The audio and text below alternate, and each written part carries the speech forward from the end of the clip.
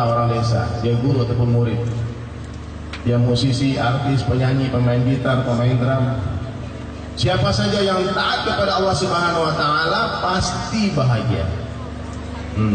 Jadi orang miskin untuk bahagia itu tidak perlu harus kaya dulu. Orang biasa untuk bahagia tidak perlu harus terkenal dulu. Di teman-teman kita di Jakarta banyak artis terkenal stres. Bahkan ada orang yang terkenal kelas dunia, di puncak karirnya dia tidak temukan kebahagiaan. Tahu Kurt Cobain nggak? Nirvana, band Amerika sana. Ketika bandnya lagi puncak-puncaknya, dia ambil pistol, dia katakan, I hate myself and I want to kill myself. Apa artinya? Dia bilang, aku benci diriku dan aku akan bunuh diriku. Dia ambil pistol, dia tembak kepala. Buktinya tidak ada hubungan kebahagiaan dengan popularitas. Jadi nggak perlu harus jadi artis terkenal dulu untuk jadi orang bahagia, orang mulia. Ya, taati Allah, hidupkan sunnah Rasulullah Sallallahu Alaihi Wasallam, pasti bahagia. Tapi saya lihat ini semua bahagia semua. Bu gurunya juga bahagia semua. Pak guru juga. Jadi hadirin sekalian, Allah Ta'ala menciptakan dunia ini. Setelah Allah ciptakan dunia, hadir, Allah telah berikan satu sifat kepada dunia, yaitu sementara saja. Ya enggak? Dunia ini sementara. Akhirat Allah. Sedih sementara, bahagia sementara, galau sementara. Ada yang galau nggak hari ini? Begana. Orang kalau nggak taat sama Allah pasti galau terus. Orang kalau suka maksiat pasti galau terus, stres terus. Yang bikin orang gelisah itu apa? Maksiat, dosa yang dia buat hari-hari. Sholat ditinggalkan, nggak pernah zikir kepada Allah, nggak mungkin tenang hati. Dan ala bidzikrillahi tatma'innul qulub. Hanya dengan mengingat Allah hati menjadi tenang. Jadi di dunia ini semua sementara. Sehat sementara, sakit sementara, kaya sementara, miskin sementara, cantik sekarang imut-imut semuanya. Gak lama lagi seperti ibu-ibu ini. Apa? Amin amin. Gak. Jadi harga manusia dalam pandang Allah itu di mana? Bukan di cantik wajahnya, bukan. Manusia ini mulia bukan karena badannya gendut, bukan. Beda sama sapi. Sapi itu yang paling keren, yang paling gendut badannya. Kita bukan sapi. Kita manusia. Manusia itu mulia karena ketakwaan. Siapa yang bertakwa dia mulia, siapa yang tidak bertakwa dia hina. Dengar lagu tadi kan? Kekayaan bukanlah kemuliaan, kemiskinan kehinaan bukan. Kemuliaan dalam ketakwaan. Ada atau biri-biri kan? Itu biri-biri banyak di Selandia Baru, di New Zealand. Populasinya lebih banyak dari manusia. Itu sekali beberapa bulan itu biri-biri dicukur bulunya. Bulunya biri-biri itu mahal harganya. Sekarang bulu manusia berapa harganya? Coba nanti pulang ke rumah cukur bulunya semua. Terus besok bawa ke pasar. Pak, saya mau jual bulu saya, Pak. Ada yang mau beli nggak? Kulit sapi, kulit kambing, kulit kerbau, kulit buaya, kulit ular, kulit ikan pari, kulit kelinci, bahkan kulit babi ada harganya. Sekarang kulit manusia berapa harga? Ini tetangganya mati nih. Waduh, gendut nyusahin aja lihat. Gimana nih kalau kita kulitin aja? Kemudian disamak kulitnya, dijadiin tas. Ibu-ibu mau nggak pakai tas kulit manusia? Ori. Ori bu? Nggak ada harganya kulit manusia. Daging sapi berapa sekilo di sini? 100.000. 150. Sekarang daging yang orang dikulit tadi kita bagi-bagi ini, kreseknya dijual. Daging manusia berapa sekilo?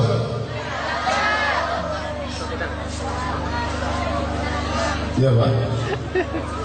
Kemarin saya silaturahmi ke rumah Ustaz Umar, bapaknya ternak walet. Itu air liurnya burung walet itu mahal harganya, juta-juta.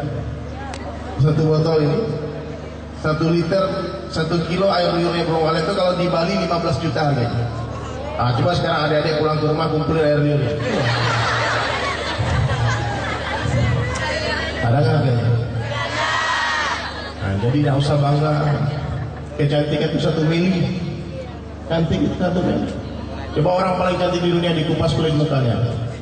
Kayak apa dia? Kayak kuntilanak. Ya, udahlah. Hidup di dunia ini nggak lama. Kata Nabi Sallallahu Alaihi Wasallam, umur umatku 60-70 tahun. Allah nggak perlu kita. Kita mau sujud sama Allah, mau taat sama Allah, tidak akan menambah kemuliaan Allah sedikit pun. Kita mau durhaka, mau maksiat sama Allah, nggak mau salat, nggak mau puasa, nggak mau zakat, nggak mau haji, Allah nggak perlu. Tidak akan mengurangi kemuliaan Allah sedikit pun. Kita yang perlu Allah. Allah nggak perlu kita. Allah tanpa kita tetap Allah yang Maha Kuasa, rajanya para raja. Tapi kita tanpa Allah sampah. Kita tanpa Allah hina, lebih hina dari binatang. Walaqad dara'na li jahannam katsiran minal jinni wal ins. Nanti banyak penduduk neraka jahanam dari kalangan jin dan manusia. Lahum qulubun la yafqahuna biha. Allah beri hati tidak digunakan untuk memahami. Allah beri mata tidak digunakan untuk melihat. Allah beri telinga tidak digunakan untuk mendengar. Ulaika kal an'am. Mereka seperti binatang. Balhum adall. Bahkan lebih hina dari binatang. Tapi kalau manusia ini taat kepada Allah, dia lebih mulia dari malaikat. Malaikat pun iri ini, Masya Allah. Makanya ketaatan seorang manusia pantas untuk dibanggakan. Karena kita punya syahwat, kita punya nafsu. Saya sama Reni bukan ustaz, kan dibilang tadi. Kita musisi, kita anak band. Yang penyanyi itu Kak Re. Nanti kalau dengar suaranya nanti, oke. Mau dengar gak? Tapi ada syaratnya. Habis ini nggak boleh ninggalin sholat 5 waktu. Siap? Awas bohong. Kalian nyanyi, nanti mau request lagu apa?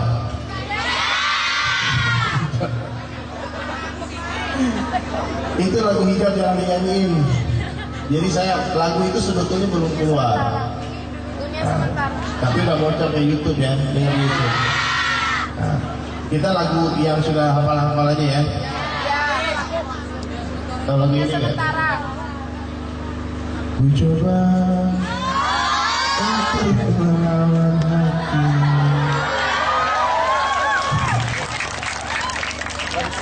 Mana gitar ya? Ayo Kare, mainkan dulu Kare. Satu lagu Kare. Tepuk tangan dulu dong.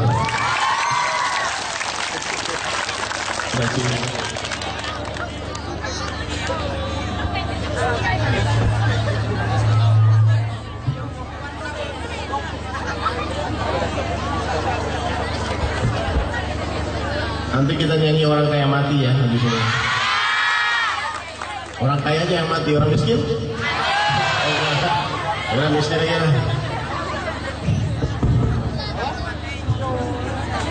Udah ini aja, ini aja.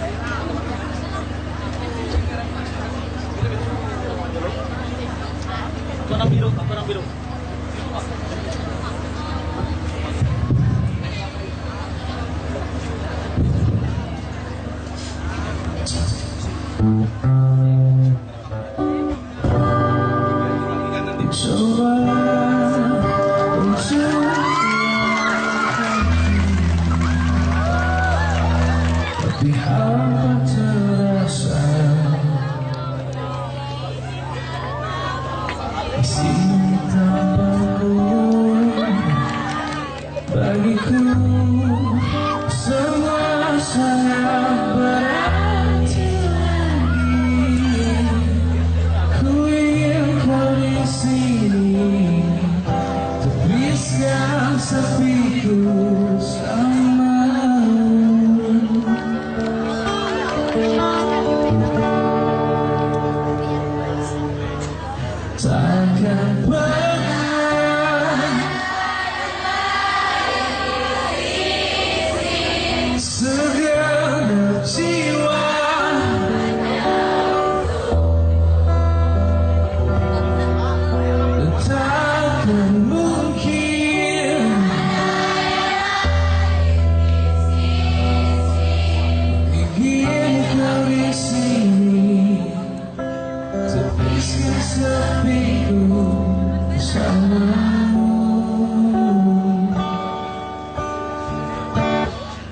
terlalu buat kalian.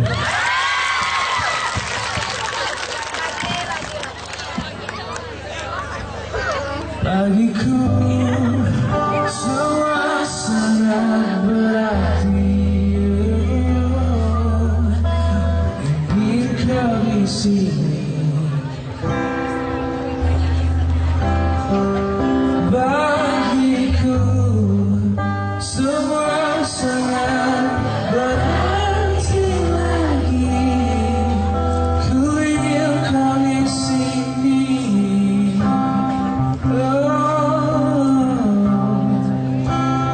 Takkan pernah ada di sisi segala jiwa yang untukmu.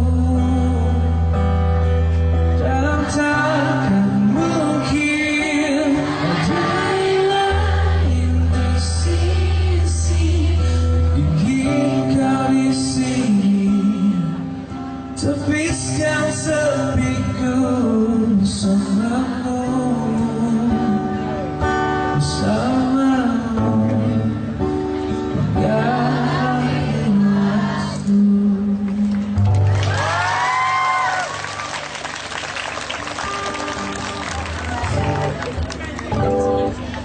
Orang kaya, orang miskin, raja-raja, rakyat biasa.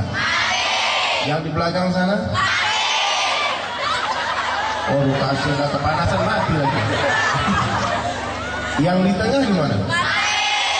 Yang cantik, yang ganteng, yang gendut, yang kurus, Bu Guru, Pak Guru. Oh semangat sekali kalau Bu Guru. Awas dosa. Karena yang kita.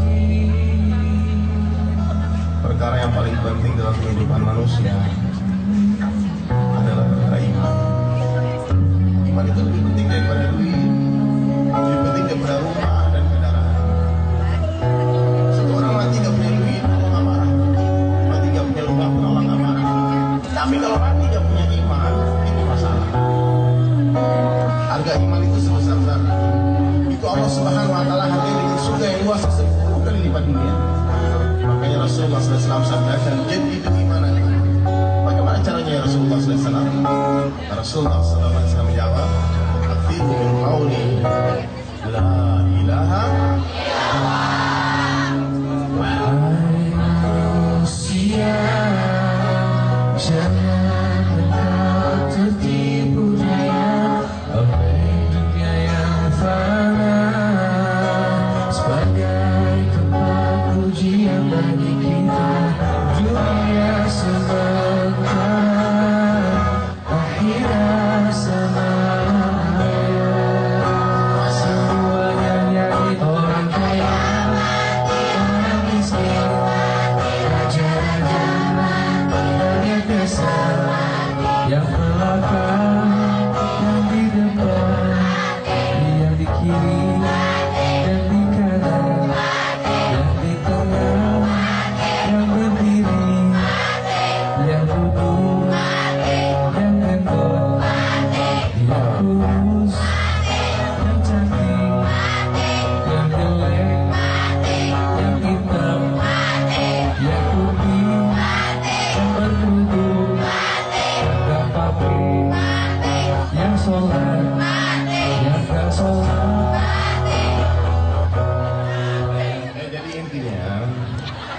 ingat mati-mati, nggak ingat mati-mati. Kita siap mati-mati, nggak siap mati-mati. Cuma bedanya ada orang buat persiapan dengan kematian. Dia enjoy hidupnya. Dia nggak takut. Dia ingat kalau saya buat ini apa akibatnya di akhirat. Kalau saya nggak sholat apa akibatnya. Kalau ada pendengar azan, cepat-cepat dia sholat. Ini orang yang benar fikirnya, orang yang sehat akalnya. Itu dengar azan dia cepat-cepat sholat. Karena dia khawatir jangan-jangan azan berikutnya tidak terdengar di telinga. Kan mati itu datangnya tiba-tiba. Tidak mencari orang tua, tidak mencari orang sakit. Siapa saja Allah kehendaki berangkat ke akhirat pasti berangkat. Suka tidak suka, siap tidak siap, rela terpaksa. Makanya kalau untuk urusan kelahiran guru memang lebih duluan ibu daripada anak. Tapi untuk urusan kematian kadang-kadang lebih duluan cucu daripada nenek. Lihat kuburan itu nggak sama panjangnya. Maka jangan tertipu dengan usia muda. Saya kan masih muda nih, saya masih keren, masih cantik, masih ganteng, rajin olahraga, tubuh saya sehat. Karena mati tidak menunggu, tidak mencari orang sakit. Mati tidak mencari orang tua. Makanya Rasulullah SAW sampaikan, orang yang paling cerdas dalam pandangan Allah siapa mereka? Orang yang paling banyak zikrul maut, mengingat mati dan mempersiapkan bekal matinya. Ya, jangan maksiat ya. Allah kan maha melihat, maha mendengar, maha mengetahui. Bu guru nggak lihat, pak guru nggak lihat, orang tua nggak lihat, lagi maksiat. Tapi Allah lihat nggak? Jadi adik-adik semua boleh bermaksiat, tapi cari tempat yang tidak terlihat oleh Allah. Gimana? Guru juga boleh maksiat asalkan dia temukan tempat yang tidak terdengar oleh Allah. Dunia ini sama-sama susah-susah sementara untuk bahagia selamanya. Hura-hura di sini, haru-haru di sana. Haru-haru di sini, hura-hura di sana. Tidak apa-apa kita susah-susah sementara untuk bersenang-senang selama-lamanya daripada kita bersenang-senang sementara untuk bersusah-susah selama-lamanya. Ya, ini yang di belakang nih, keren-keren nih, sniper, anak-anak metal. Oh, keren-keren. Udah, gak usah macam-macam. Narkoba jauhi, itu gak ada untungnya. Teman saya lihat di mata kepala saya orang yang mati karena overdosis narkoba. Mati konyol. Ada pak guru, teman saya itu, dia habis makan narkoba, terus dia lantai rumah di lantai 3. Dia pikir kolam renang, dia loncat, kepalanya ke duluan. Mati konyol. Biasanya Allah Ta'ala itu matikan orang sebagaimana kebiasaan hidupnya. Orang yang hari-hari dakwah, rajin ibadah, rajin baca Al-Quran, rajin sholat, rajin zikir, rajin khidmat, membantu orang, insya Allah dia mati dalam ibadah. Dia mati dalam dakwah. Tapi orang yang biasa maksiat, hari-hari trek-trekan motor, mati tabrakan. Suka narkoba, mati overdosis. Ya, berapa banyak kita lihat, ratusan ribu di Indonesia orang mati kena itu. Nah, makanya jangan coba-coba. Ya, yang sudah terlanjur merokok dan sebagainya, udah gak usah lah. Hentikan, nanti berhentinya susah. Ya, nah, mumpung belum anak-anak sekarang yang masih keren-keren ini masih sehat-sehat, jaga kesehatan, hargai kehidupan, karena hidup sekali saja, gak lama, 60-70 tahun. Semua bersedia insya Allah ya, jadi orang baik saja ya. Jadi anak soleha saja, senangkan hati orang tua. Gak ada manfaatnya itu jadi orang-orang nakal itu. Orang nakal itu dibenci manusia, dibenci semua orang, malaikat benci sama dia. Allah apalagi. Yang suka cuma syaitan, laknat. Mau lagu apa lagi? Satu lagu lagi ya, kita mau buru-buru ke Pangkalan Bun. Pak Guru nanti kalau mau lagi, sebetulnya kita ada satu orang lagi, yang Sunu. Yang lagunya kamu ketuaan. Senyum deh kalau ketuaan. Ya, ada satu lagu. Ada yang tahu lagu ini nggak?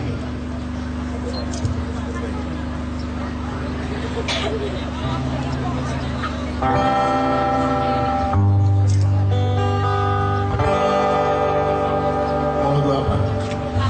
Iya.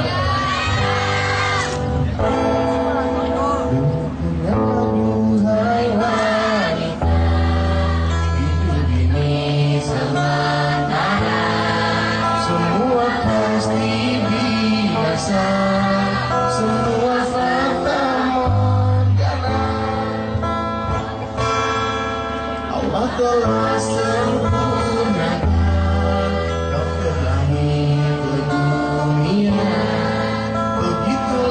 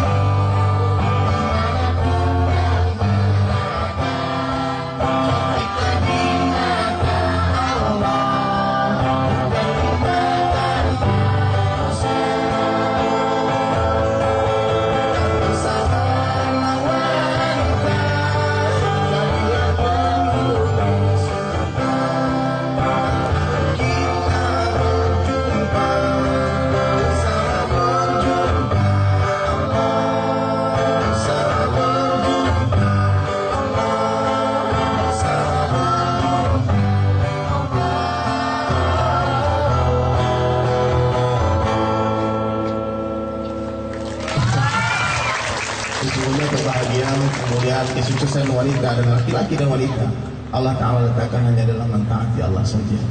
Hijabi diri kalian, karena ini perintah Allah. Berhijab itu perintah siapa? Perintah Allah. Buat apa berseksi-seksi di dunia kalau harus tersiksa di akhirat? Ada nggak yang mau berseksi-seksi di dunia namun tersiksa di akhirat? Sabar, panas di dunia ini tidak seberapa dibanding dengan panas di akhirat. Ya. Jadi kalau sayang sama ayahnya, kalau yang punya suami sayang sama suaminya, hijabi diri kalian. Saya mendoakan, kami mendoakan orang-orang yang berhijab di seluruh dunia menjadi ratu-ratunya para bidadari di surga. Maka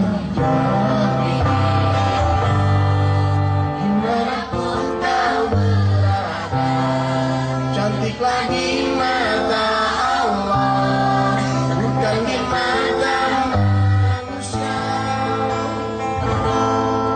Dan bersamalah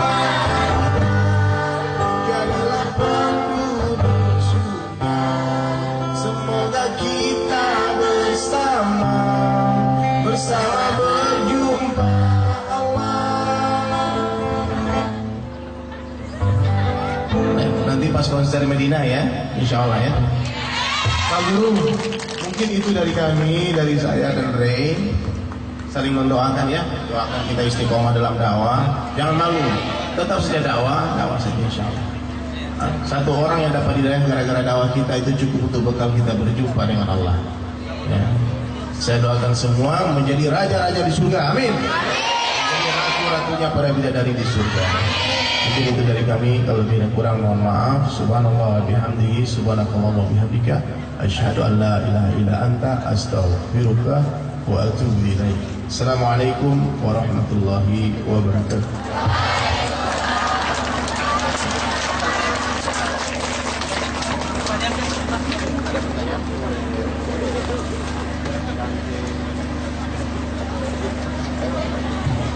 Ada yang mau bertanya nggak? Satu pertanyaan. Satu dulu. Oh ya, silakan.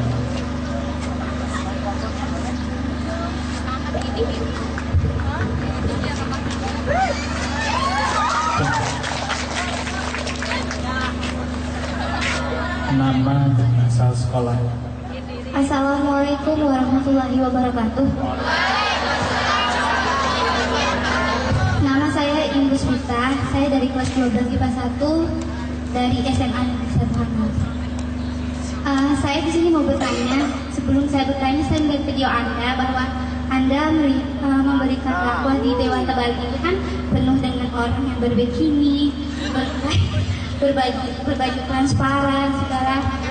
Terus kalau di situ kalau orang mengatakan, ada yang bilang kalau seseorang melihat dengan baju orang transparan berbikini itu jinak mata gitu.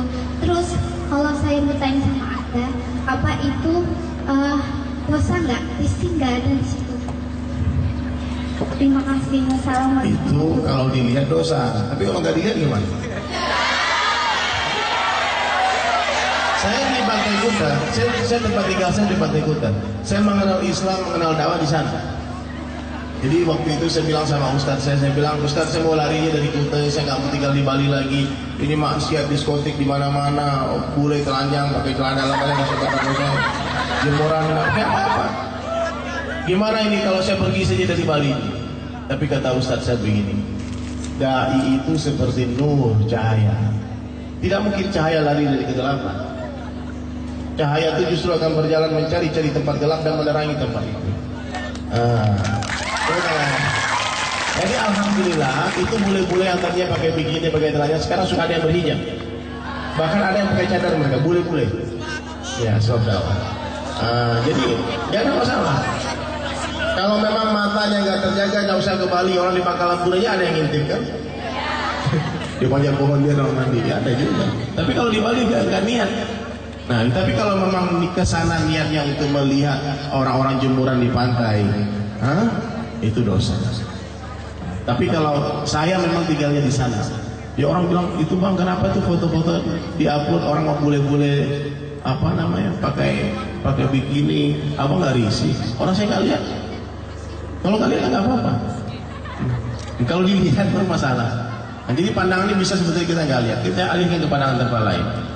Nah, itu boleh-boleh pada ngeliat ini siapa nih, teroris apa siapa kan? Nah, tapi nggak ada masalah ya.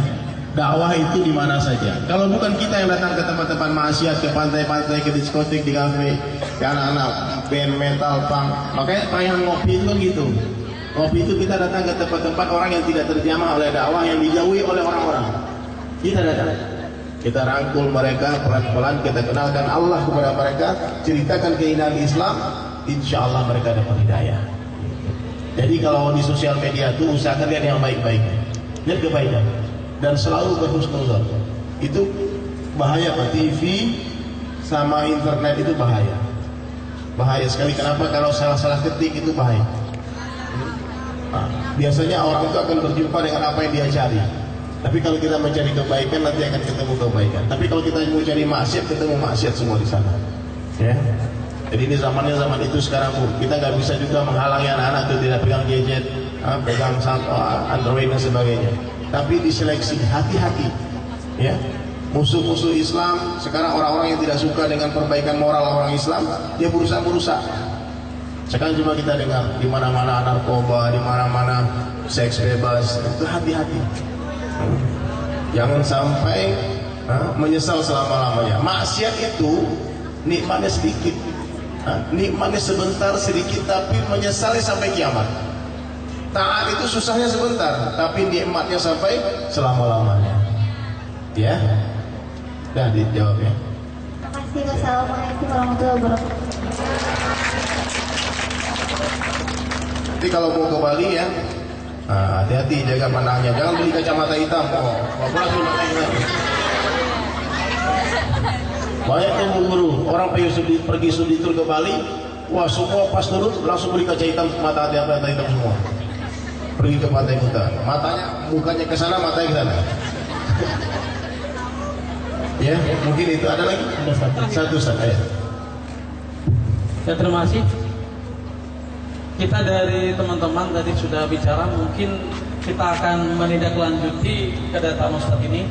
Mungkin nanti suatu saat kapan kita akan berintikaf, mungkin sehari 2 hari, mungkin kita kumpulkan pelajar kita, nanti kita undang Ustadz dan lagi ke sini. Jadi kita sama-sama di masjid ngaji, nanti Ustadz berdua nanti kita akan undang kembali. Kita sama-sama ya. Di pertanyaannya, ada kecenderungan dari kami Bapak Ibu guru dari ke hari ini melihat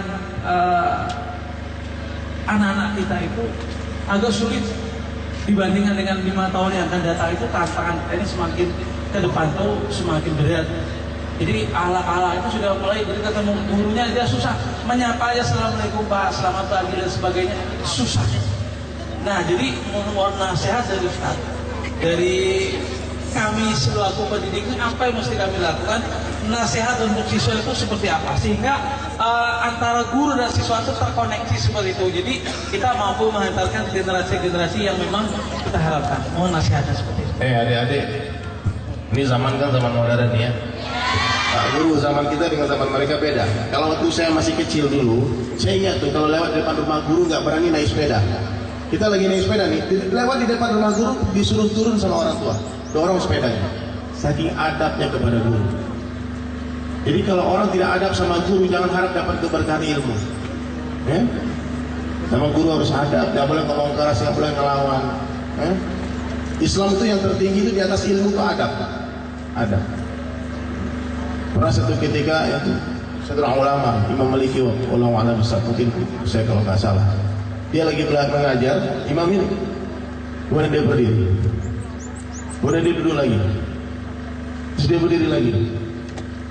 Terus orang tanya, kenapa Syekh atau begitu? Dia bilang, itu ada anak kecil sedang main, dia duduk, dia berdiri, dia duduk, berdiri.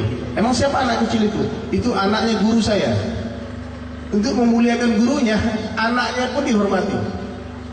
Hati-hati. Ya, jangan mentang-mentang sekolah bayar pakai duit itu guru nggak dihormati.